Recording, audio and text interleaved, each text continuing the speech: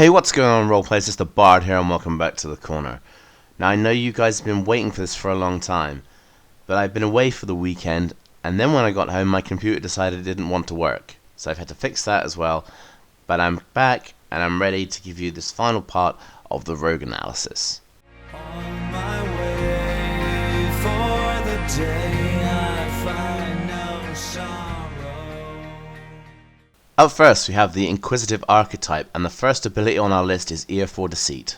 Try not to forget that you've got this ability, because it's right at the bottom of the page. It's a case of blinking you'd miss it. Ear for Deceit is an auto ability, so anytime you roll for Wisdom Insight to detect if someone's lying or not, you count the score as you've rolled an 8, unless you've actually rolled higher. This isn't a bad ability in and of itself, but unfortunately most rogues tend towards higher dexterity, and when it comes to their secondary attributes, most of the time they should be focusing on either intelligence or charisma. Wisdom isn't really a big thing for them. So if you're going with an average proficiency, let's say you're starting out at the beginning levels, you'll have a proficiency of 2 and possibly a couple of points in wisdom if you're lucky. You'd probably be lucky to break more than 12 in total, making this not such a great ability, because if your wisdom isn't really high, or you don't have double proficiency when it comes to wisdom insight, then you're not going to get really very much out of this. Not that I can see anyway. This is clearly not for adventuring. This is a social campaign ability. Now, whilst that does have its merits, it's again too situational for you to use on a regular basis. And for me, a good strong core ability for any archetype is something that you can use repeatedly. Eye for Detail is a little bit better. Wisdom Perception checks to spot hidden creatures or Intelligence Investigation checks to uncover or decipher clues can be done as a bonus action. Now, depending on how your GM runs the game, this can either be a great benefit or not very useful at all. If you're down to the wire when it comes to your actions, then being able to spot something and then act in the same round is going to give you that slight advantage. Likewise, if you're on a time limit and you need to get investigations done quickly, then you can do one as a bonus and one as a normal action. So you're going to get some extra bonuses out of that. But it's too situational and it doesn't happen in enough frequency for you to make full use of it. It does have value, just not enough. This is the third of your level 3 abilities, Insightful Fighting. Now it's your Wisdom Insight versus their Charisma Deception, and if you're successful, you get sneak attacks against that creature even if you don't have advantage. This might seem really useful, but understand, if you're not actively trying to get advantage in as many different ways as possible, then you're not doing rogue right. You shouldn't be looking for ways to avoid getting into the correct position, because if you're getting advantage against someone else, one of your teammates isn't getting advantage, whereas if you were, say, flanking, both of you would have advantage. So you want to be working as a team. You can, however, get a good compensation if you are a ranged rogue, and there's nowhere to hide or there's no high ground. Still, abilities that compensate for your lack of ingenuity in this respect aren't really doing you any favours, not just as a character, but as a role player as well. If you're not using your mind and coming up with some really interesting ways to get the drop on your opponent or get one over on them, again, you're not doing rogue right. It's not really helping you, and you're not really helping yourself. So Steady Eye is advantage on Wisdom Perception or Intelligence Investigation checks as long as you move no more than half your speed in that turn. What else is there to say about it? You slow down, you're able to notice things a little bit better. It's a useful ability in certain situations. As I'm always saying, certain situations. There's nothing that I'm going to want to use over and over and over again. The level 13 ability is Unerring Eye. As an action, you can sense whether or not something is trying to deceive you. If it's an illusion, you're aware that it's an illusion. If it's a shape changer, you're aware that it's a shape changer. You don't know what it truly is underneath, but you know that it is a thing that is trying to deceive you. The whole point of illusions is that they are there to misdirect. As I've said before in other videos, you don't spend a lot of time poking and prodding at every little thing that you see in the world. Most of the time, things that are hidden in plain sight or covered with a basic illusion are enough. Simplicity is usually the key when it comes to illusion, so just taking an action, having a look around, and being aware that there is an illusion, that is a very useful ability. There's also the other nebulous line of other magics that are there to deceive the senses. Then that can come under quite a few different things. So it doesn't necessarily have to be illusion, it could be transmutation, for example, changing one thing to another. Again, you just become aware. Unfortunately, however, you can only use this ability a number of times per day equal to your wisdom modifier. Much of what this ability does can be replicated with the use of the first level Detect Magic spell. The only benefit this has over Detect Magic is to tell you whether or not a shape changer is transformed in front of you. The only problem is, what would be your impetus in order to check for that? So a limited number of uses, less functionality than a Detect Magic spell in certain areas, and only being really useful if you already have a clue as to whether or not a creature is transformed? I can't see a lot of use in it myself. And at level 17, Eye for Weakness. Whilst your insightful fighting applies to a creature, you get an additional 3d6 damage against it. 3d6 damage isn't really anything to be sniffed at, but when you're looking at somewhere between 3 and 18, and possibly doubling that up if you're lucky enough to get a critical hit, well, perhaps it's okay. But it's not really amazing, and you do have to use your bonus action in order to activate it. As with most other things that thieves can do, their bonus action can be really useful in other areas. It's not terrible, but it does basically say, okay, the only good thing we could put into this was a small damage boost. Overall, I was fairly disappointed with the Inquisitive. There are some really nice ideas in there, but they really don't stack up when you compare them to other archetypes. It forces you to load up on as much wisdom as you can get, and even then, it's only giving you certain abilities that are useful in specific situations. I can see a little bit of maybe Indie Jones in this. If you wanted to go for a more scholarly character who's into investigation, then I can see that too. But really, if you were going for a scholarly character, most people would just pick Wizard. 'Cause it's cold here where you left me. Next up is the Mastermind, and I've been playing this class myself and found it quite enjoyable. You get quite a lot with Master of Intrigue. You get a Disguise kit proficiency, you get a Forgery kit proficiency, you get proficiency with the gaming set of your choice. You're also getting 2 free languages of your choice, and you get the ability to unerringly mimic accents and colloquialisms in areas where you have at least a minute to observe the person you're talking to. So this isn't mimicry as such, but it does give you the capacity to seem like you're a native to that environment. However, think about this. The game is filled with weird and wonderful places. It could be an elven dialect, it could be a dwarven dialect. You could even go to some really bizarre places like other planes, and still, potentially, if your disguise is good enough, pass yourself off as a native in one of those other planes. So, be creative with the ability. Also, having proficiency with the Disguise kit and the Forgery kit is also a really great thing to have. My only concern, and this is from experience, is that playing the background such as criminal or charlatan or something that's very central to the theme of the Mastermind, there's a lot of overlap between the skills that are available and the kits that you have proficiency with, so you're kind of doubling up on the same things.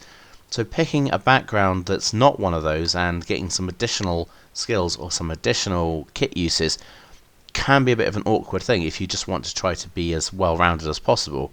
Not a massive problem because you have a lot of skills to choose from anyway. You have your background skills and you also have skills available from certain races as well, so it's really not a big issue, and it's a very good start for the Mastermind. Master of Tactics has got to be one of my favourites. You can use the help action as a bonus action. Your range also increases to 30 feet when using the help action to aid another in attacking, so you can give an additional advantage to someone who you're not flanking with, while still giving the advantage to someone who you are flanking with. This ability really benefits from a race that has a lot of skills available to it. The rogue already has a lot of skills, as well as your backgrounds, and if you can get others from, say, a racial bonus, then you're going to have loads and loads of extra skills that you can then help another party member with. This is a very, very useful ability. Being able to do these things as bonus actions while still having your own actions, as well as being able to contribute to pretty much anything and everything that your party does, is an absolutely amazing piece of kit to have under your belt. So Insightful Manipulator allows you to take a minute to observe or interact with a creature and know how you measure up in terms of mental acuity or class levels if it has any. Also at the DM's option, you might be aware of some of the creature's history or personality traits. There's no roll required for any of these abilities to happen, as long as you have an uninterrupted minute of observation on your target. Also check the wording. You can take a minute to observe or interact with. If you're just observing, well, you can observe from almost any distance. If you're also a wizard multiclass, then you can observe using divination spells. If you have even something as simple as a spyglass to allow you to see over a greater distance, you can see if the enemy commander is higher level than you, or has smarter or wiser or more charismatic capabilities than you do. This is probably not what they intended when they were writing this out, but rules as written. So misdirection has some use to it, although it's not guaranteed to work. So for the most part, you need to have cover against the attack in order to use your reaction to target the covering creature. Now, in the best case scenario, you want to target a creature that is attacking you, so one of your enemies, but that's not always going to be the case. So one of the better uses is if you've got a big solid tank in front of you, someone who's got loads of armor and can easily deflect the attack when it comes towards you. Situations where you might be able to deflect the attack onto an enemy is if the attacker is using a reach weapon or a range weapon or some kind of special ability like lunging attack in order to try to get around their ally in order to attack you. You might then be able to use the misdirection to get the attack to target the enemy instead. This is quite an important bit that I want you guys to understand. It's targeting, not attacking.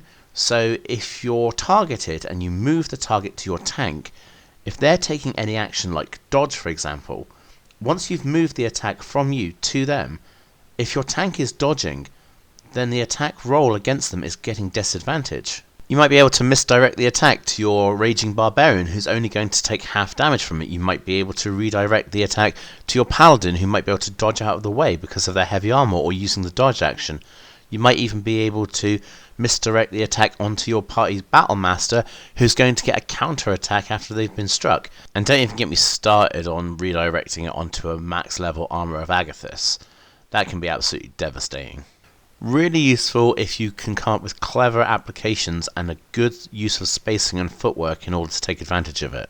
At level 17 you get Soul of Deceit. You cannot have your thoughts read unless you want them to. You can project a false reading if you also want by succeeding at a charisma deception check. And additionally, no matter what you say, magic that would determine if you're telling the truth or not indicates you are being truthful if you so choose. It is somewhat situational and it is going to not come up as often as I would like it to, but if anyone remembers what I was saying about Detect Thoughts when I did my Ermac build video, Detect Thoughts is an amazing spell that I think people should be using all the time because it pierces lies, it pierces polymorphs, it pierces hiding creatures, and you are aware of anything and everything that's going on within the creature's mind. This ability defeats that. You also have the option to give a false impression when they're using these mind reading abilities on you. This can be quite strong because if you have the capacity to completely blanket shield your thoughts, the creature using the detection is aware of that.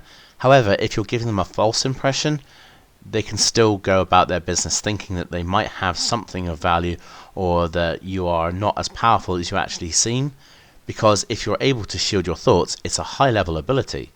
So being able to misdirect like that can give you a slight advantage as well. Mastermind I find to be a very enjoyable class. It's front loaded with some really good abilities, and it also has some potential the further along the tree you go. This archetype gives you a lot of options and a lot of opportunities to use the abilities therein, so feel free to really experiment with it. I really like the Mastermind and I can see it ranking very high when it comes to our final countdown.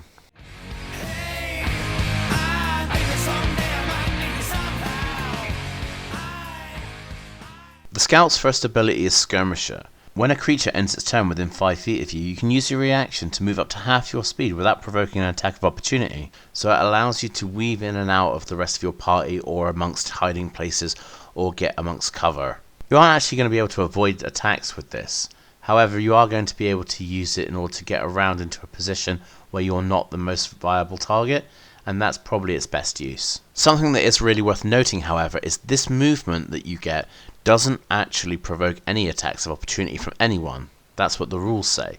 So you can use it to weave in and get to the target that you really want and then start attacking it when your turn comes up. I'm not going to complain about Survivalist. Free nature of proficiency, free survival proficiency, and expertise in both of those skills.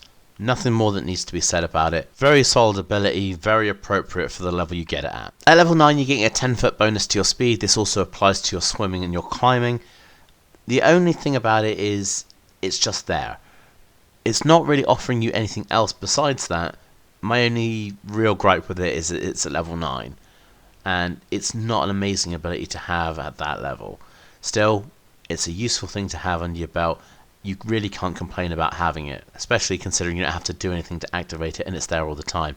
It's just, I think there's something else they could have put in its place. I reckon the best part of Ambush Master is the advantage you get on initiative rolls.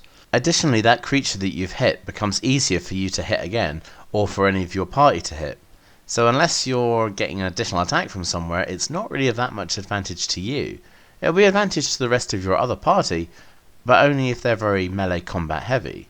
But most of the time you're going to be the standard 4-party fighter, thief, cleric, mage setup. If you have the standard party setup, pretty much only half the party is going to get advantage with their attacks anyway, and you've already had yours. Although at least your attacks of opportunity will still have advantage as well. So at level 17, as long as you take the attack action, you can get a bonus attack with a bonus action. This particular attack can also benefit from your sneak attack, as long as you're targeting a separate creature.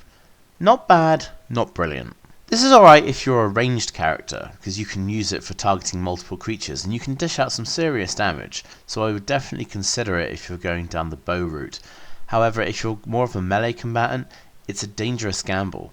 You're a light armoured and you've only got D8 hit points as well, and you need to concentrate on other things. Normally you're only able to deal with one creature at a time, so being able to put your sneak attack damage onto at least 2 per round gives you a bit of a bonus.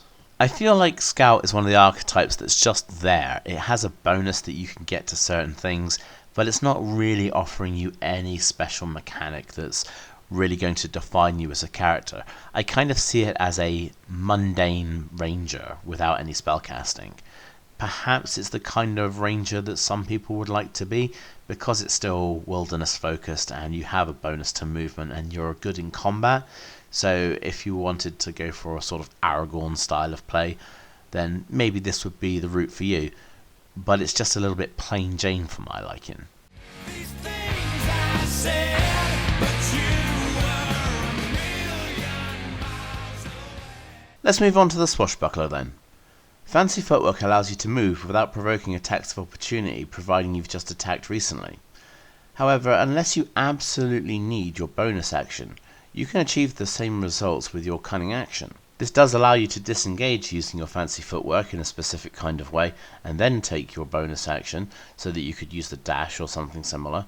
So you are getting a little bit extra out of it if you combine the two, but ultimately you really don't get an awful lot, especially for your first ability. Rakish Audacity is a bonus to your initiative equal to your charisma modifier. You also gain an additional way to use your sneak attack. You don't need advantage on the attack roll to use your sneak attack against a creature if you're within 5 feet of it, no other creatures are within 5 feet of you, and you don't have disadvantage on the attack roll. Of course, all your other sneak attack rules still apply. So what does all that mean once you break it down? Well, it means it's a fencing ability. This is for dueling. This ability is essentially for duelists, for people who want to have one-on-one rapier battles. For the most part you won't be using this. You're just going to go about your business the same as you've always done, as all rogues do. You try to find somewhere to hide, or you try to get the flank, or you try to get the high ground. Any other possible way of getting advantage, you just take it. You don't want to be going one-on-one, you don't want to be in a fair fight, you're a rogue after all. However, if you do like the idea of the honourable rogue, and you want to fight one-on-one on even ground, well, then that's up to you. Panache is one of the better abilities for the Swashbuckler. So load up on charisma, and if you can, maybe even consider going with expertise for your persuasion rolls. Any backgrounds or races that offer you additional languages are also a good idea, because you want to be able to communicate with as many different things as you can. If your charisma persuasion beats their wisdom insight, then that creature is going to get disadvantage against every creature except for you. This isn't a problem for you because you have all that fancy footwork and you have the capacity to use your cunning action because you're still a rogue. This is ideal for big single encounters. When it comes to mobs and groups, let the wizard do their crowd control thing. But when it comes to a big single creature, disadvantage against the entire party, you can't go wrong. This ability also has a social aspect to it as well. Non-hostile creatures are charmed by you for the duration, and it only ends when you do something harmful. Now that's a very nebulous line in and of itself, because it means you can cast spells and do other things, and as long as you're not doing any harm to that creature, you're going to have them remain in that charmed state. And that can cover a lot of different things. Bindings are just restraints, so they're not causing any physical harm. Divination magic isn't causing them any harm. Even illusions aren't causing them any harm to some degree, as long as they're not actually harming illusions. And there are a bunch of other spells that you can do, a bunch of other effects that you can have, and a whole bunch of mundane actions that aren't going to break this charm either. At level 13, Elegant Maneuver is a bonus action, and you can use it to gain advantage on your next Dexterity Acrobatics check or Strength Athletics check you make during the same turn. This is so plain, and it's at level 13, and you need to use part of your action in order to activate it as well. Honestly, they could put any number of more interesting abilities. Even if they come up with something off the top of their head, they probably would have found a more interesting ability than just gaining some advantage on a couple of proficiency rolls. So Master Duelist allows you to turn a miss into a potential hit by allowing you to roll again with advantage. At least you can use this feature every short rest you have, so you get to use it more than once per day, providing of course your party is in the habit of taking a few short rests. Still, with the advantage system, you're getting enough rerolls in the game as it is, so it's really not anything to write home about. I would have preferred something that was just so much more interesting, so much more dynamic, but instead what we got was another attack reroll. I feel so bored when I look through the abilities that the Swashbuckler has. It's all these rerolls and advantage and not having to position yourself correctly and little get out of jail free cards. There's just nothing that screams ingenuity in the archetype, and that was really disappointing. I felt it could have been so much more if they just put in a little bit more effort. Still, it's a functional class. I just can't see myself playing it because there's just no spark, there's no life to it.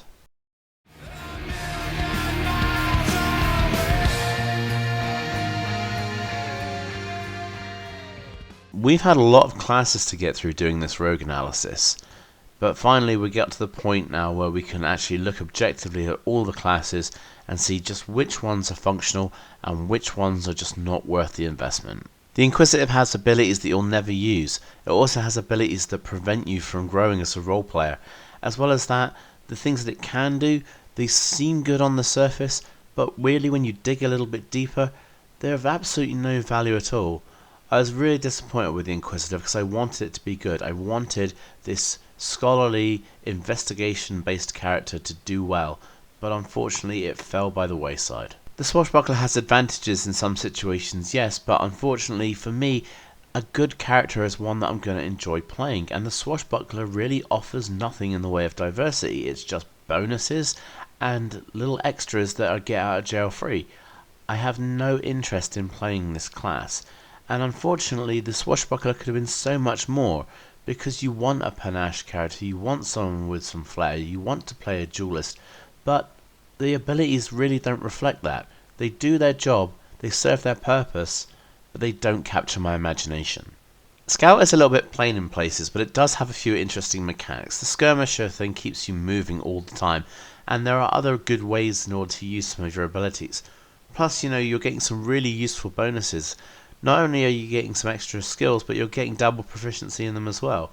And you're going against type, you're more of a ranger style character than a rogue. Still, abilities that just happen, or abilities that just add a few extra bonuses, they don't really grab a lot of interest. They are useful in certain scenarios, but the thing about the Scout is, it's wilderness focused. So it's always going to be out there in the adventuring area. There's really nothing that it can do socially.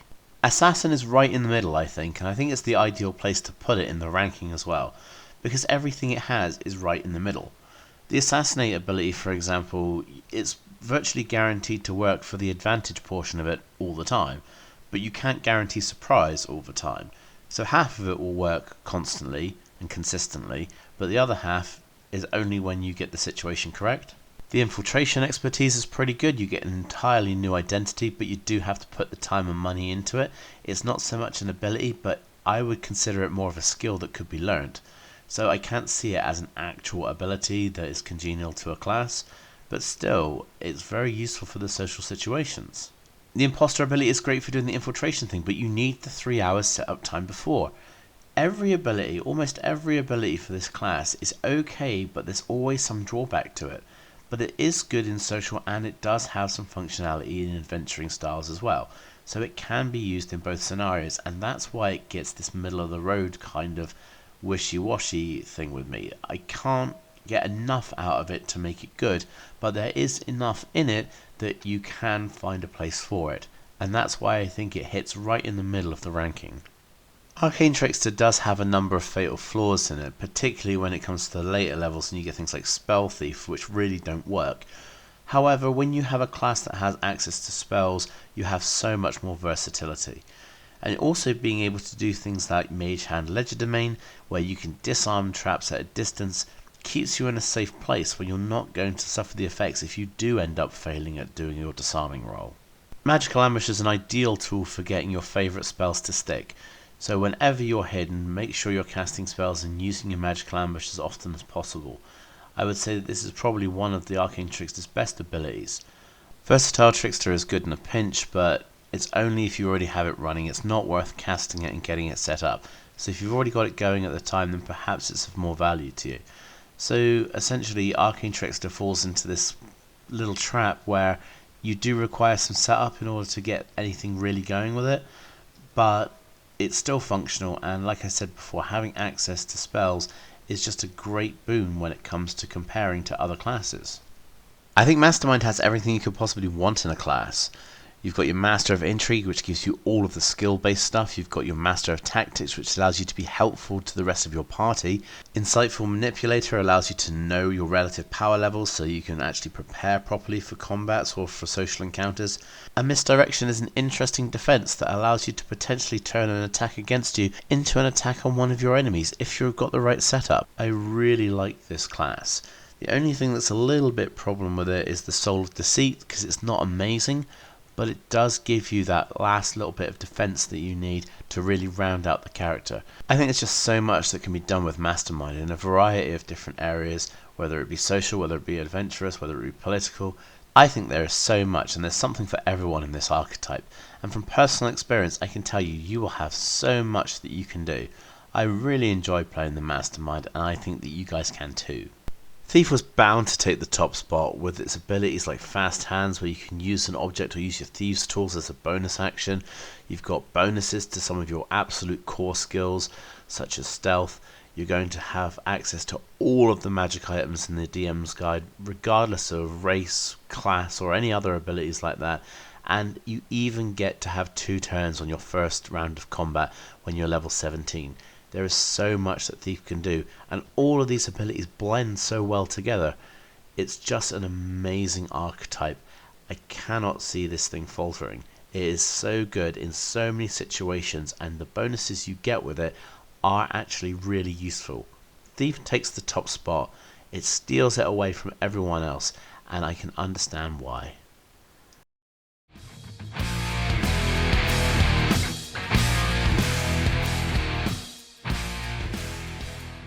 Guys, thanks very much for watching the Rogue analysis. I'm sorry it's taken so long to get completed, but I have had a lot going on.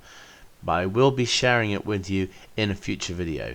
If you liked this one, please leave a like, leave your comments down below, leave your suggestions, I do read them all. And if you're not already subscribed, then why not consider doing so. And I will see you guys next time at the gaming table.